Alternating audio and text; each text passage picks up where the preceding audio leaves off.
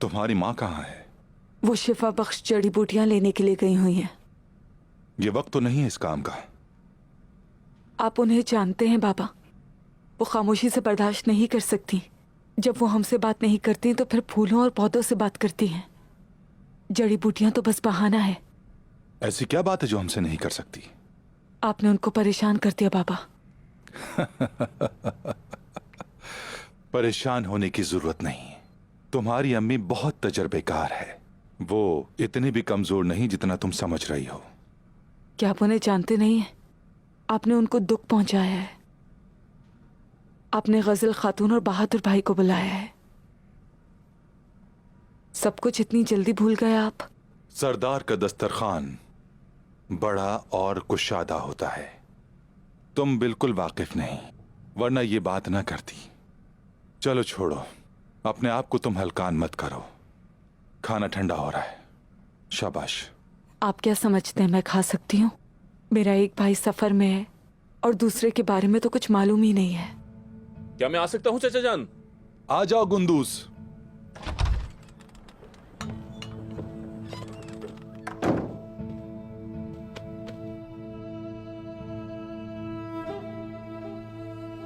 आपने मुझे बुलवाया था?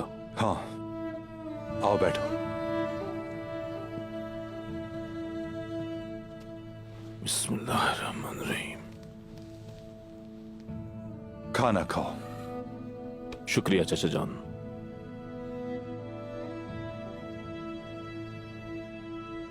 कबीले की सूरत हाल को तुम अच्छी तरह जानते हो। मंगोलों ने हर किसी को तबाह बर्बाद करके रख दिया है। मेरी ख्वाहिश है कि तुम निकिया जाओ, मुनाफा बख्शे वहां का बाजार। हमारे पास जितना भी सामान बच गया है उसे मुंह मांगी कीमत पर बेच दो। चाचा जान, मैं जाऊंगा, लेकिन उस्मान का क्या होगा चाचा जान?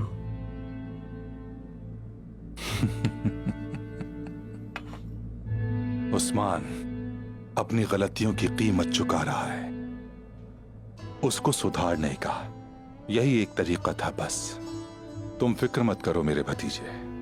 मैंने एक ऐसा मंसूबा बनाया है जिससे हकदार अपना हिस्सा ले सकेगा।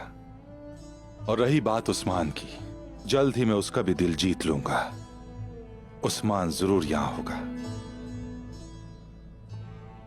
शुक्रिया चाचा जान। अल्लाह आपको सलामत रखे। फिक्र न करें, मैं फौरन ही रवाना हो जाता हूं।